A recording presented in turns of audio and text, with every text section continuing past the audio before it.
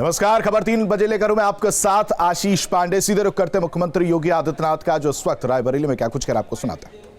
तो मैं ये समझ नहीं पा रहा था कि रायबरेली यहां पे राणा बेनीमाधव जिन्हें कभी भी विदेशी हुकूमत की अधीनता स्वीकार नहीं की थी, वे इसके खिलाफ लड़ते रहे। वीरा काशी के शौर्य और पराक्रम को कोई नहीं भुला सकता,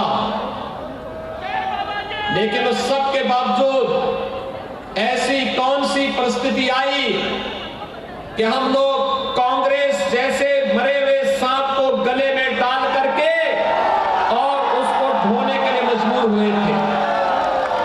कोई आवश्यकता नहीं थी, ये जानते हुए कि कांग्रेस देश की समस्या है, जनता से जुड़े हुए मुद्दों को नहीं उठाती है। कांग्रेस ने सदैव देश के हितों के साथ कुठाराघात किया है। देश के अंदर आतंकवाद की जड़, देश के अंदर अराजकता की जड़, देश के अंदर उग्रवाद की जड़, देश के अंदर भ्रष्टाचार की जड़, देश के अंदर जातीय दंगे और देश के अंदर भाषाई दंगे कराने का दोषी कोई है तो वह कांग्रेस ही है। और रायबरेली एक तरफ मां गंगा की पूजा होती है, यहां पर अनेक ऋषि मुनियों ने अपनी तप और साधना से इस धरती को पवित्र किया, और दूसरी तरफ यही का समर्थन लेकर के जब ये लोग सरकार बनाते थे तो कहते थे राम और कृष्ण तो हुए ही नहीं है। जो भारत की धरती पर जन्म न लिया हो वह व्यक्ति अगर एक बार कहे तो स्वीकार्य हो सकता है, लेकिन जो भारत की धरती पर जन्म लेकर के भारत की जनता पर शासन करने का दम भरता हो, अगर वह व्यक्ति कहता है कि राम और कृष्ण नहीं हुए हैं तो देश की जनता को बर्दाश्त नहीं करना चाहिए। लेकिन ये अन्याय और आस्था के साथ खिलवाड़ होता रहा, ये लगातार होता रहा।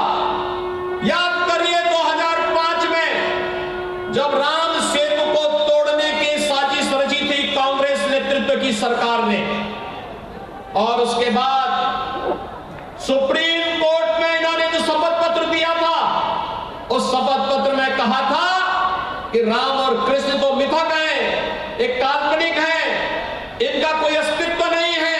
हमारे प्रभु के अस्तित्व को नकारने वाले लोग इस देश में कैसे शासन कर सकते हैं? राम और कृष्ण के अस्तित्व को न स्वीकार करने वाले लोग आखिर किस मुंह से रायबरेली के लोगों से जन समर्थन मांगने के लिए आते थे? लेकिन मैं आपका अभिनंदन करूंगा कि आज आपके द्वारा चुने गए जनप्रतिनिधि एक एक करके कांग्रेस के इस कलंक से मुक्त होकर के भारतीय जनता पार्टी के साथ जुड़ते गए, और आज लोग भारतीय जनता पार्टी के साथ मिलकर के मजबूती के साथ आगे बढ़कर के रायबरेली के समग्र विकास में अपना योगदान देंगे। भाइयों बहनों, जन विश्वास यात्रा इन उपलब्धियों को लेकर के आपके बीच आई है। ये जन विश्वास यात्रा 2017 के पहले का उत्तर प्रदेश और 2017 के बाद का उत्तर प्रदेश आपके पास है। आपने 4 दिन 5 दिन पहले देखा होगा कुछ घटनाएं घटित हुई थी उत्तर प्रदेश में। भाइयों बहनों, घटना अचानक नहीं हुई है, कारण थे। 2017 के पहले उत्तर प्रदेश में प्रधानमंत्री आवास योजना में मात्र 18,000 लोगों के लिए मकान स्वीकृत हुए थे, आवंटित नहीं हुए थे। किसी का मकान, एक भी मकान नहीं बना था। और 2017 से अब तक हम प्रदेश में 43 लाख गरीबों को एक एक आवास उपलब्ध करवा चुके हैं। ये 43 लाख गरीबों को एक एक आवास आज जो प्राप्त हुआ है, 2,61,00,000 लोगों को जो शौचालय प्राप्त हुए हैं। भाइयों बहनों, पैसा पहले भी था, लेकिन पहले वो पैसा कैसे सत्ताधारी दल के नेताओं की जेब में और उनकी तिजोरियों को भरने में लगाया जाता था, आज जब जेसीबी से उनकी दीवारों को तोड़ करके पैसा निकाला जा रहा है, आप देख रहे होंगे नोटों की ढेर निकल रही है, नोटों की गड्डियां निकल रही हैं और लोग सफाई दे जा रहे हैं।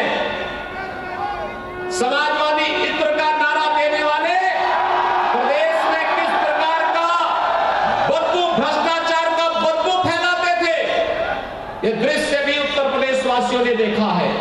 और भाइयों बहनों, एक बात और समझ में आई होगी, आप सबने देखा होगा कि 2016 में जब मोदी जी ने नोटबंदी की घोषणा की थी, तब समाजवादी पार्टी इसका विरोध क्यों कर रही थी।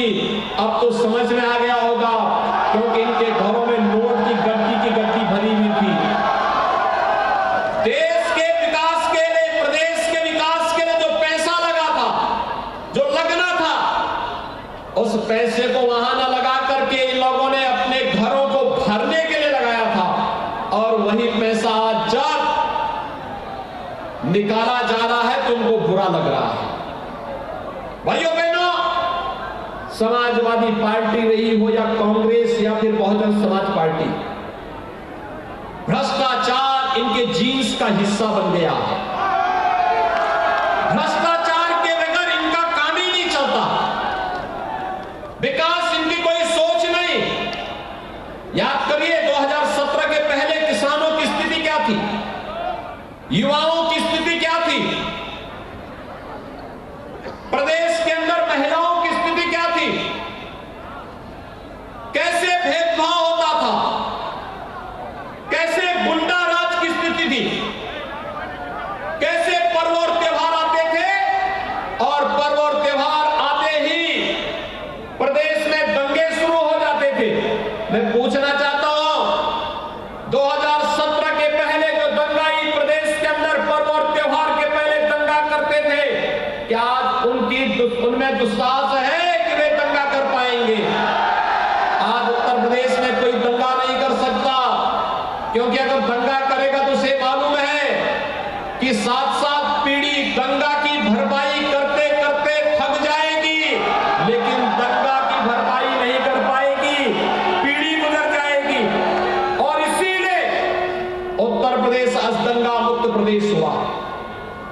प्रदेश में दंगे नहीं तो पर्व और त्योहार शांतिपूर्ण तरीके से संपन्न हो रहे हैं।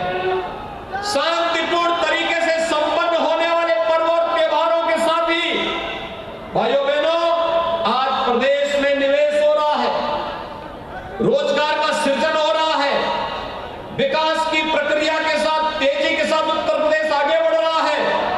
और उत्तर प्रदेश भी अब देश और दुनिया के सभी निवेशकों के सामने इस विश्वास के साथ आगे बढ़ रहा है कि उत्तर प्रदेश अब नंबर 1 का प्रदेश बनने की ओर अग्रसर है देश के अंदर। यह जन विश्वास यात्रा उसी नंबर 1 का प्रदेश बनाने के लिए आप सभी का आशीर्वाद प्राप्त करने के लिए आज आपके बीच यहां पर आई है। भाइयों बहनों, 2017 के पहले किसान बदहाल था, आत्महत्या करने के लिए मजबूर था, कर्ज तले दबा हुआ था। 2017 में सरकार बनी, हमारी सरकार ने पहला फैसला किया और हमारी सरकार का पहला फैसला था, और वह फैसला था 86 लाख किसानों का 36,000 करोड़ रुपए का कर्ज माफी का कार्यक्रम। भाइयों बहनों, कर्ज माफी से लेकर के प्रधानमंत्री किसान सम्मान निधि तक आज जिस प्रकार से किसानों को सम्मानित करके आगे बढ़ाने का कार्य किया, कल 1 जनवरी है और देश के 10 करोड़ किसानों को, उत्तर प्रदेश के 2,54,00,000 किसानों को प्रधानमंत्री मोदी जी के द्वारा प्रधानमंत्री किसान सम्मान निधि की राशि उनके खाते में प्रदान की जाएगी। 2,54,00,000 किसानों के खाते में राशि आएगी कल। ये राशि कांग्रेस भी दे सकती थी, कांग्रेस ने नहीं दिया। बुआ और बबुआ भी दे सकते थे, लेकिन उनके पास कहां फुर्सत थी? किसानों की चिंता करें, इसकी फुर्सत कहां थी? भाइयों बहनों, 2017 के पहले नौकरी निकलती थी और समाजवादी पार्टी की सरकार के समय याद करिए, कोई नौकरी निकली और उस नौकरी के निकलते ही चाचा और भतीजे का गैंग वसूली पे निकल पड़ता था। सभी रिश्ते निकल पड़ते थे। महाभारत के सभी रिश्ते एक साथ वसूली में निकल पड़ते थे और वसूली के साथ सभी भर्तियां होती थी विवादित।